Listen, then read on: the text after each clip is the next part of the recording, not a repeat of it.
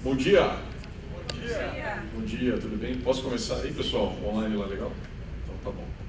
Então, bom dia para o pessoal online, bom dia a todos aqui do IBGC. Muito bacana essa oportunidade de estar fazendo um talk aqui sobre o movimento que a gente tem feito de governança e nova economia. Muito obrigado ao IBGC pelo convite.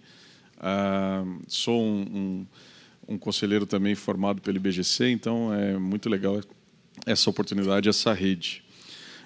Vou falar um pouquinho sobre um livro. O livro virou uma comunidade, né? A gente tem aqui alguns masters que estão aqui também assistindo. Imagino que alguns também online. A gente circulou aí nas nossas redes isso. E contar um pouquinho dessa história que a gente tem feito e falar precisamente sobre uma visão que está no livro, que é um dos capítulos, que fala de 10 impactos que a nova economia, entre aspas, né, essa veloz economia, traz para os aspectos de governança.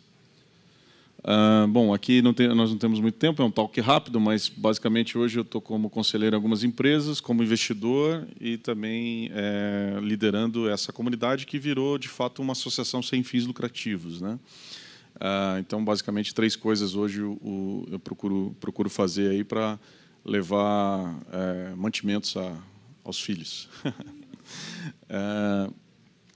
Aqui, eu acho que a gente está sem condição de mostrar esse vídeo, e eu vou falar um pouquinho desses 10 fatores de pressão. Então, esse é um dos capítulos do livro, e o primeiro, quando a gente começa a perceber, estudar essa questão de quais impactos a nova economia traz, a gente primeiro tem que refletir um pouquinho que a inovação pela inovação, ela é muito romântica, é muito bacana, tal, mas antes disso tudo, isso é um jogo macroeconômico, né?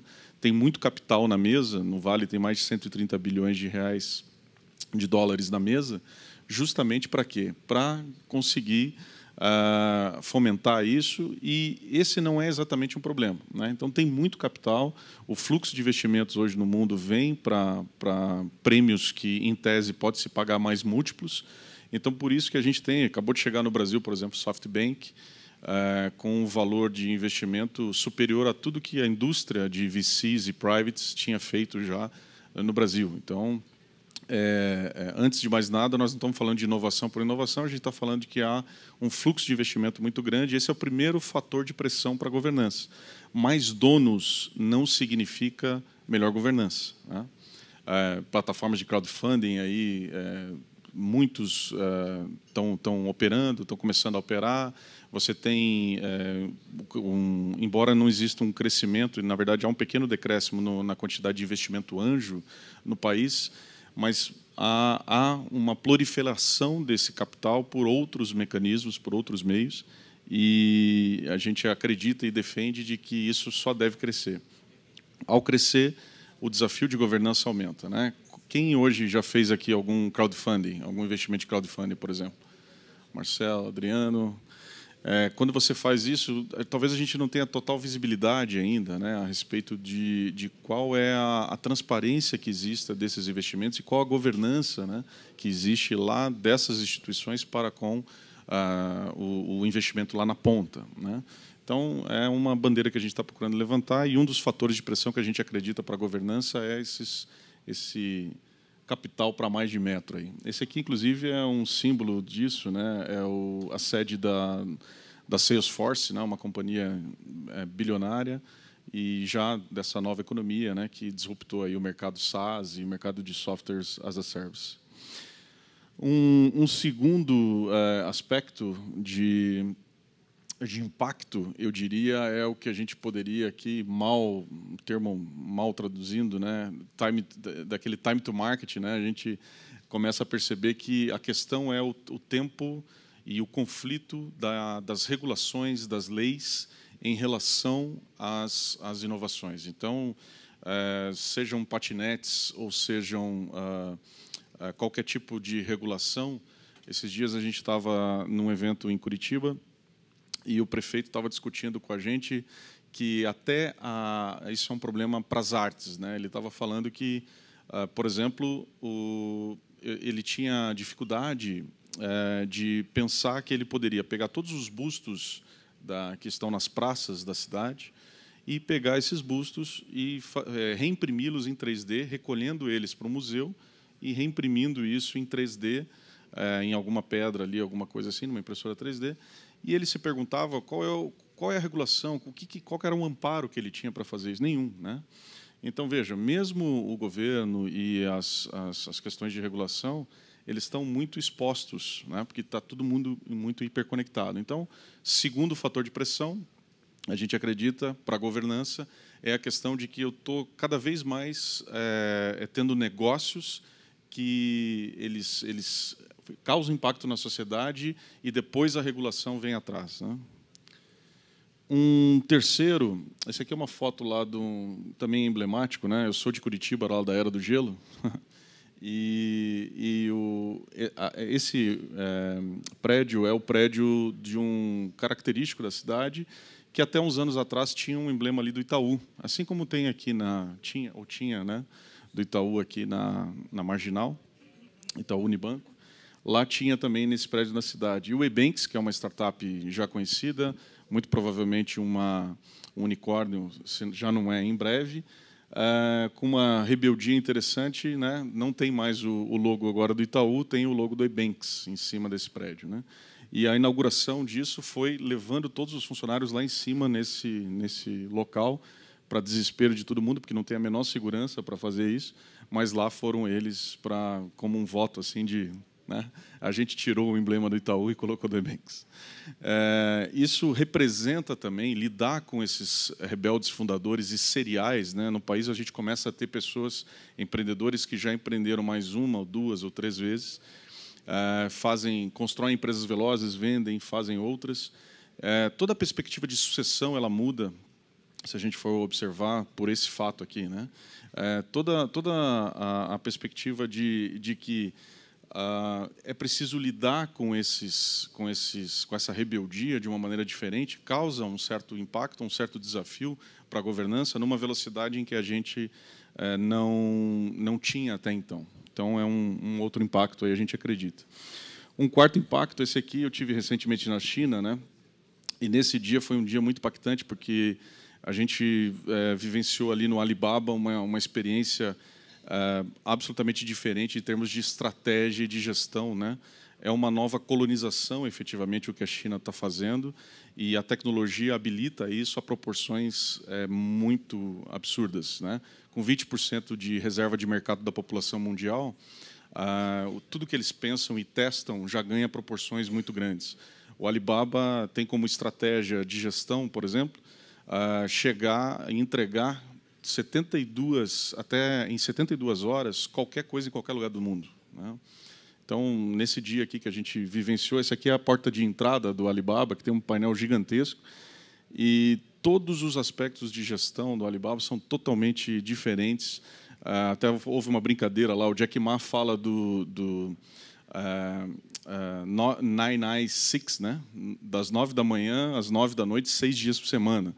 E aí a gente teve a oportunidade de perguntar, não para ele, para um outro head da operação lá na China, cara, como é que é essa história do 996, né? Todo mundo trabalha das 9 da manhã às 9 da noite, 6 dias por semana, e a pessoa falou assim, não, aqui não é 996, aqui é 007, né? Por quê? Da meia-noite à meia-noite, 7 dias por semana, totalmente conectados. Diante disso, né, como que o Ocidente se posiciona? Há um espírito de subserviência do povo chinês que gera uma produtividade muito maior do que o Ocidente, e por isso eles têm crescido muito e têm feito isso, somado à tecnologia, causa um efeito de pressão, sim, na governança, e não estamos nem falando das questões políticas, nem qualquer tipo de coisa. Aliás, eu voltei de lá percebendo que, paradoxalmente, num país democrático, a gente talvez tenha menos produtividade hoje nas coisas, por estar debatendo muito, do que um país absolutamente autoritário, que define um determinado rumo, a tecnologia ajuda, ele vai para aquele rumo e vai muito mais rapidamente e erra mais rapidamente, né? Então, paradoxalmente, me parece que o regime lá funciona com a tecnologia. Um quinto item de pressão, na minha visão, tem um livro muito interessante que eu recomendo, chamado Novo Poder, do Things in Hands. E ele coloca esse quadrante que eu acho muito interessante, que é a discussão sobre valores do velho poder, valores do novo poder, e modelos de negócio do velho e do novo poder. Então, uma coisa é a gente falar que a Apple é bacana, uma das empresas mais valiosas do mundo, e ela tem uma perspectiva interessante, ela tem um modelo que é um modelo que o autor julga ser um modelo do velho poder. Se você reparar bem, o Steve Jobs ele tinha um mantra, né, que ele dizia assim: não vou perguntar para as pessoas o que elas querem, eu vou dizer para as pessoas o que elas querem. E isso é um modelo de velho poder. E além disso, um valor de velho poder. Né? Aí, num outro extremo ali, a gente vê o Wikipédia, por exemplo, absolutamente mais colaborativo, né? O Airbnb tentando ser um espírito de comunidade. Mas eu chamo a atenção para aquele EI que está ali, né? É o Estado Islâmico. Né? Então, o Estado Islâmico ele tem um modelo absolutamente jovial do novo poder. A forma como são cooptados as pessoas para contribuírem, por exemplo, os jovens para irem ao Estado Islâmico, é com blogs, é com uma coisa muito sexy, muito jovial. Né? São modelos do novo poder tentando transmitir uma mensagem absolutamente absurda do velho poder. Então, essa visão é muito interessante porque você começa não tem a ver com valuation de empresa, não tem a ver com performance de empresa, tem a ver justamente com valores e com modelo de negócio. Recomendo fortemente esse livro. Um sexto é valuations. Né? Na nossa brincadeira, valuations não são mais antigamente. Aliás, no livro eu falo muito mais o que não é valuation do que o que é. Né? Mas uma visão que eu trouxe daqui, desse apontamento, diz respeito a um tipo de ativo. A gente está acostumado a tentar separar ativos tangíveis e intangíveis nas empresas, mas, na minha visão, a gente tem um ativo aqui que é o day asset, né? Ativo do dia. Qual a diferença do valuation entre Airbnb e Uber? É o day asset. O Airbnb ele não tem um ativo do dia nosso, ele não é uma dor do dia, percebe? O Uber tem uma dor do dia. O Facebook tem uma dor do dia. Qual é a dor do dia que o Uber resolve? O Uber resolve para onde eu vou, como eu me desloco. Esse é um ativo diário das pessoas que o Uber possui. O Facebook também, né? Onde eu estou, com quem eu estou. Esse ainda é um ativo diário do Facebook. Instagram um pouco também por aí. Que outros exemplos a gente poderia dar? A Netflix, né? Do que eu gosto. É o ativo que a Netflix busca. Então, o Airbnb, como ele não tem um ativo diário nosso, não é uma dor, eu não vou alugar todo dia a algum lugar para estar, muito provavelmente ele nunca vai ter um valuation próximo ao Uber. Minha visão. Além disso, para a governança, um sétimo e importantíssimo item é a disrupção da confiança que se dá através da tecnologia blockchain. Né? Então, no ano passado, aqui no Congresso, eu tive aqui, a gente teve algumas discussões a respeito disso, e, de fato, o blockchain é uma coisa que ele permite com que a tecnologia de troca de valor pela internet se estabeleça. E aí, todo o conceito de cartórios que nós temos, né, isso já foi muito difundido até por conta das eleições, ele muda completamente. Então, nós, por exemplo, dentro hoje, essa associação de fins lucrativos que reúne essas pessoas, a gente está estabelecendo um token de governança para que todo mundo vote através desse token. E a segurança está justamente na chave exclusiva que todos vão ganhar para poder ajudar nos direcionamentos, né, da própria associação. Isso é, de fato, uma coisa que muda muito do jogo da governança e realmente é a disrupção aqui que mais nos afeta tecnologicamente. Bom, oitavo. Essa aqui é uma projeção, penúltima reunião de conselho do Facebook, que, aliás, é gravada e é disponível para áudio para todo mundo. Então, se imagine nessa situação, né? A sua reunião de conselho sendo gravada e estando disponível a qualquer pessoa, em qualquer lugar do mundo. Será que a gente poderia compartilhar isso, né? Será que seria legal? O Facebook faz isso, né? Aquele mesmo do Cambridge Analytica, aquele mesmo que, né, de condutas questionáveis. E agora, esse aqui foi o local da última reunião onde o Zuckerberg estava. Fora tinha um baita de um protesto, dizendo fora Zuckerberg, sai fora aí do Facebook.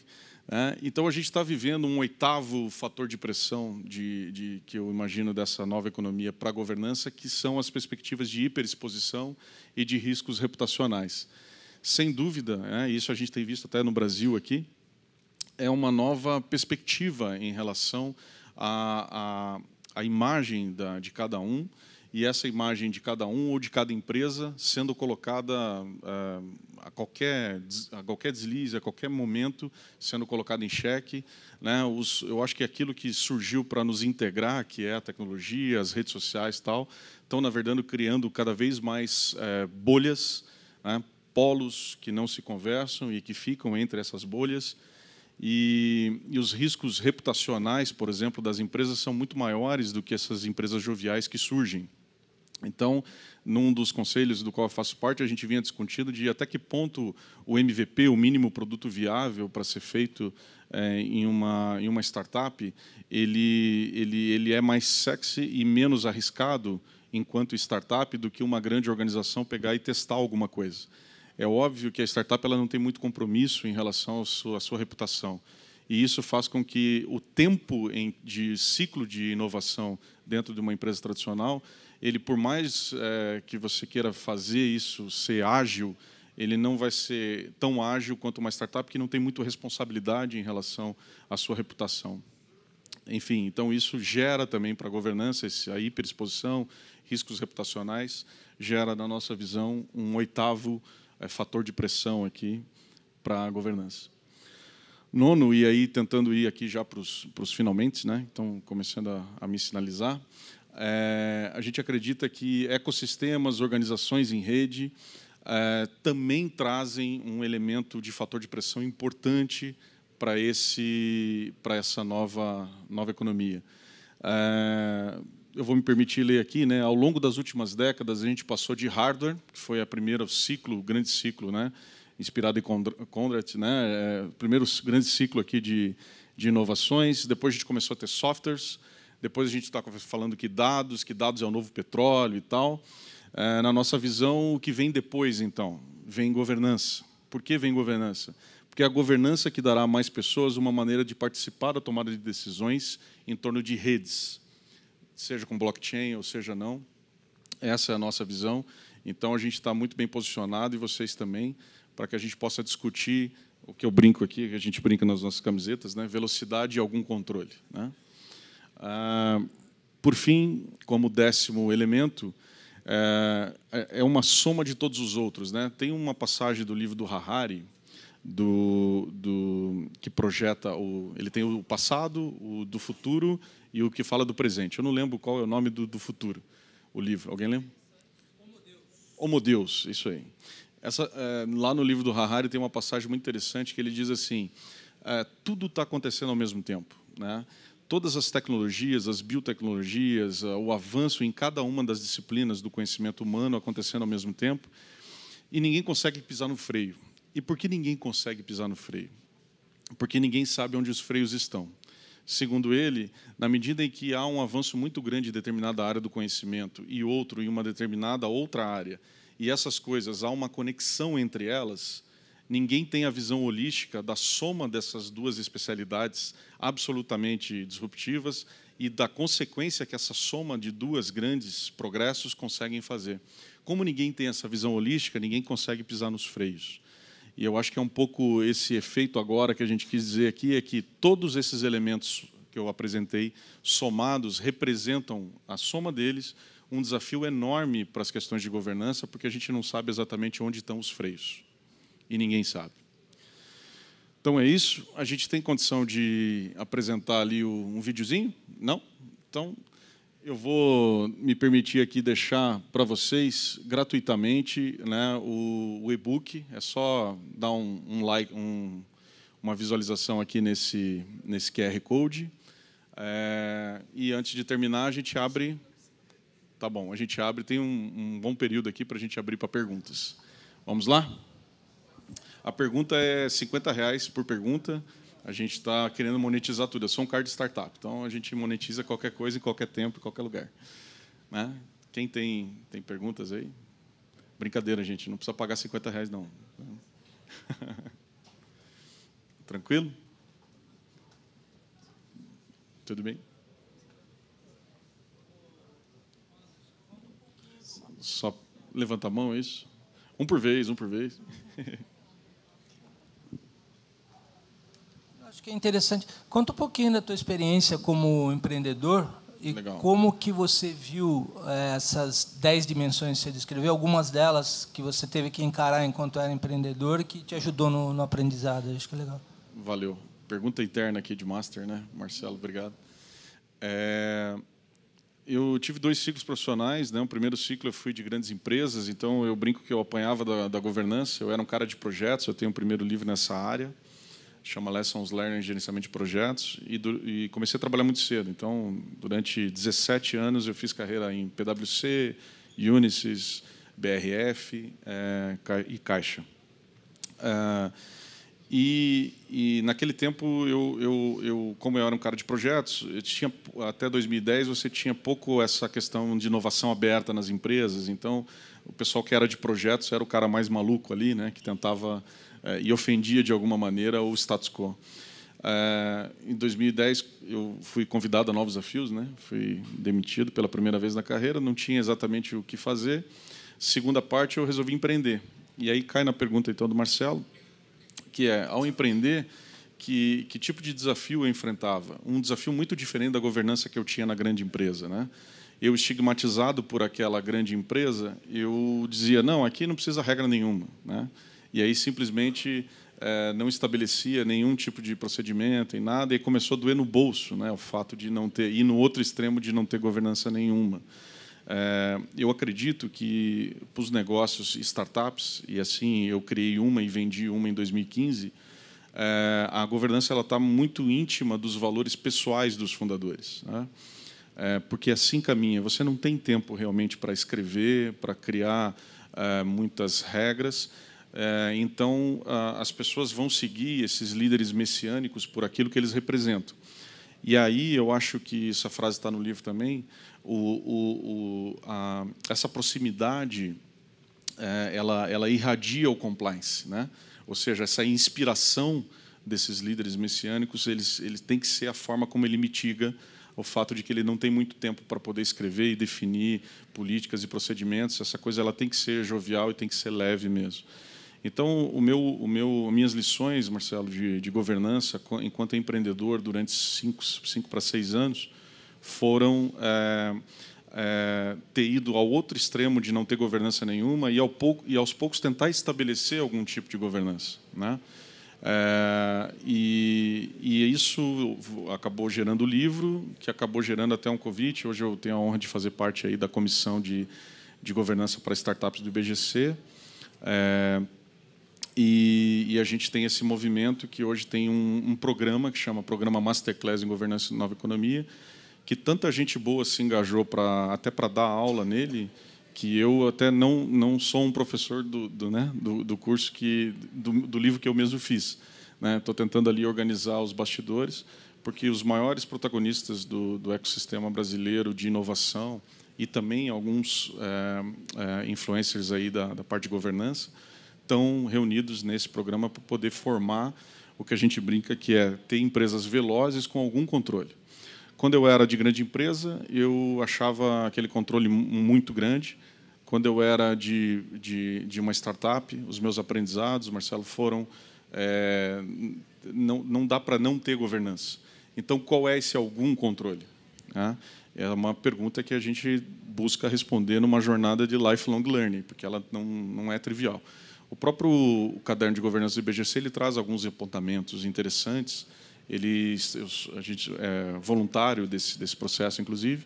Ele estabeleceu ali estágios de governança em perspectiva ao crescimento do produto/negócio, né? Enquanto eu estou em ideação, enquanto eu estou em tração, enquanto eu estou em escala, tal. A gente tem uma visão que também colabora com isso, mas em alguns pontos ela é uma diferença nobre, né? A gente acredita que a governança para startups ela tem que ser entregue, vamos dizer assim, a cada vez que muda o cap table, a mesa do board, né? Então, quando eu estou fazendo um investimento anjo, por exemplo, ou recebendo um investimento anjo, eu tenho ali pontualmente alguma transparência a dar para aquele investidor anjo. Então, aumenta um pouquinho a maturidade. Na medida que eu avanço um pouquinho mais e parto para dentro de uma aceleradora, eu tenho que talvez aumentar um pouquinho mais isso. E isso, na nossa perspectiva, tem mais a ver com a mesa do board e com os possíveis investidores do que com o estágio do produto em si. Porque eu posso pivotar o meu negócio várias vezes. Eu posso voltar a estaca zero em relação a mudar completamente como negócio. Eu posso ir para a ideação de novo. Ok? Mas é uma visão, assim, diferença bastante nobre em relação a essa perspectiva, e no restante a gente soma muito aí as questões do caderno. Tá? Mais perguntas? A gente tem um tempinho? Colega ali.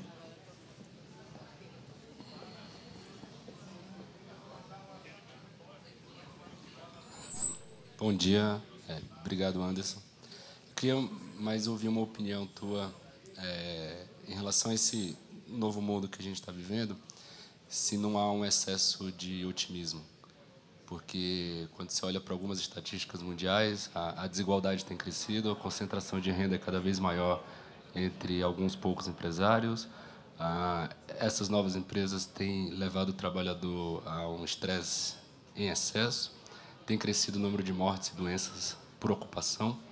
Então, como que você vê essa coisa de speed, some control e esse excesso de otimismo que tem tido na sociedade? Ótima pergunta. Teu nome, perdão? Tobias. Tobias, ótima pergunta. E lá no começo, a perspectiva era justamente essa da visão de governança para startups, né? E a gente foi percebendo e foi nos deparando com esses tipos de contradições ou conflitos. Então, eu vou dar um super salto aqui e dizer para você, quando eu voltei da China, por exemplo, eu voltei muito impactado por discussões de biotecnologia associada ao fato da China estar fazendo ser humanos melhores, e o Ocidente, por questões religiosas ou, enfim, culturais, talvez esteja menos predisposto a mexer no ser humano. Então, seja o esgarçamento do tecido social, o Vale do Silício, por exemplo, eu tenho, em função do fundo, eu tenho um fundo de investimento, a gente vai constantemente para lá. O esgarçamento do tecido social no Vale, no epicentro da inovação ali do Ocidente, digamos assim, ela é nítida, né? Você tem Zubi Walks lá, né? Você anda pela praça ali na Union Square, por exemplo, de dia, e o pessoal assim, por quê? Quando a tecnologia avança demais, tem pessoas que simplesmente dizem: eu não vou acompanhar isso, e acabou, né?